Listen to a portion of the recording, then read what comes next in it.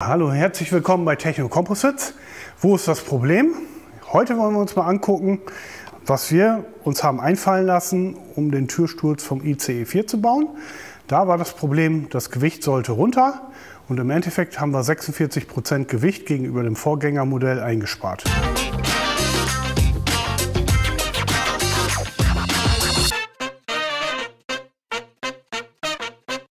Ja, und heute wollen wir euch mal zeigen, wie wir das geschafft haben. Das, was ihr hier seht, ist einer der Türstürze für den ICE 4.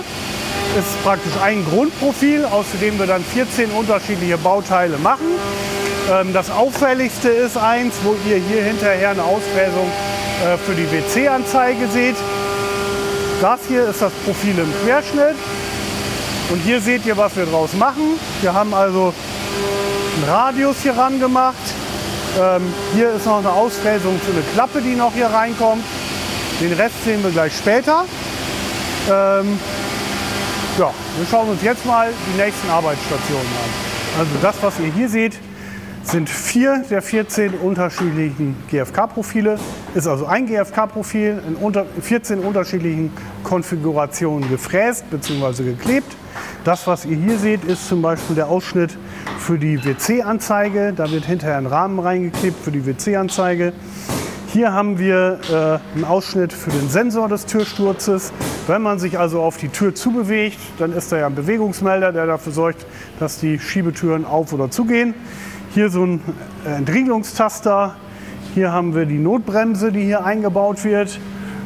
Und hier ebenfalls ein Entriegelungstaster.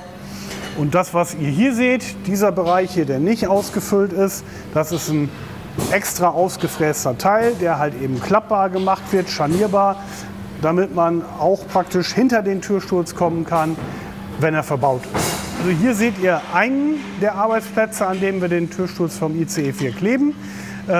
Man kann hier sehen, wir haben wieder unser GFK-Profil.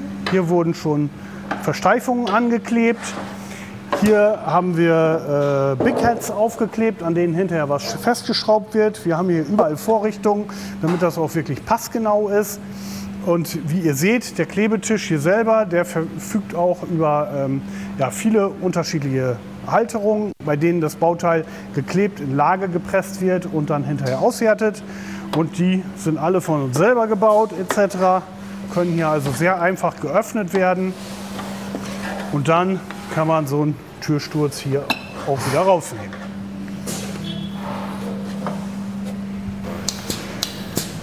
So, das, was hier passiert ist in den Vorrichtungen vorhin, haben wir auch schon gesehen, dass dieser Aluminiumkragen an das GFK-Profil angeklebt wurde.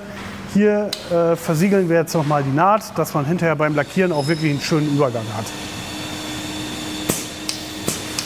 Ja, hier seht ihr einige Türstürze, die schon geklebt sind und ausgehärtet sind. Die kommen jetzt als nächstes zum Lackierer. Das, was man sieht, sind hier Versteifungselemente. Hier noch ein Plättchen, was angeklebt wurde. Das hier sind Scharniere für diese Klappe, die man hoch und runter bewegen kann. Hier kommt natürlich noch ein Schloss rein, dass man die eben auch öffnen kann. Das, was ihr hier seht, ist ein WC-Rahmen. Der muss auch sehr präzise eingeklebt werden, damit die WC-Anzeige hinterher nicht raussteht. Ja, und wie man sieht, viele unterschiedliche Bauteile, inklusive dem Kragen und dem haltenden Vierkantprofil hier, an dem das ganze Bauteil im Zug befestigt wird. Ihr seht jetzt hier den Türsturz. Ich habe in der Hand die passende Klappe dazu und die wird hier kann sehr einfach eingesetzt werden. Hakt also hier hinter das Scharnier, dann kann ich sie zuklappen. Und wenn in der Endmontage noch das Schloss hier eingebaut wurde, kann man sich vorstellen, wird die hier in diesem Zustand verriegelt. Ja, hier sind wir jetzt am Arbeitsplatz in der Endmontage. Was man sehen kann, wir haben eine zweifarbige Lackierung, also einmal hier der Kragen in hell und das Bauteil selber im hellen Grau. Was ihr auch seht, hier ist schon der Sensor eingebaut. Das ist also halt eine Elektronikkomponente, die wir in einer Absprache so zukaufen, die dann halt eben hier mechanisch eingebaut wird und dann hinterher auch über die Verkabelung angeschlossen werden kann. Hier seht ihr auch den Taster, der hier eingebaut wurde und hier halt eben dieses Sensorfeld wenn da Bewegungen registriert werden, öffnet sich die Tür oder schließt sich halt. Ne? Wir haben vorhin über die Klappen gesprochen. Die Klappe ist hier auch schon eingebaut. Und hier seht ihr so ein Schloss, wie es hier verbaut wurde. Verrastet sich halt eben dahinter und dadurch kann man diese Wartungsklappe öffnen bzw. schließen. Wir gucken uns jeden Türsturz ganz genau an, sehen also zu, dass er auch wirklich geschlossen werden kann, machen eventuell Nacharbeiten, falls erforderlich. Und wenn der Türsturz dann komplett fertig und qualitätssicherungstechnisch geprüft ist und abgenommen ist, dann wandert er hier halt in diese Standardladungsträger, wo jeweils 2 Türstürze eingebaut werden können. Wir werden dann hier sehr einfach verriegelt, dass die nicht während der Fahrt sich bewegen und werden so zum Kunden geliefert. Jetzt habt ihr einmal gesehen, was wir uns haben einfallen lassen, um den Türsturz vom ICE 4 zu bauen. Jetzt kann man dazu sagen, das gute Stück ist vor deutlich mehr als 10 Jahren entworfen und konstruiert worden.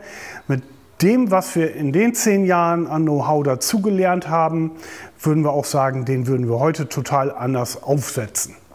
Deswegen, hier habt ihr mal so einen kleinen Sprung zurück in die Zeit. Wie haben wir vor 10 Jahren designt?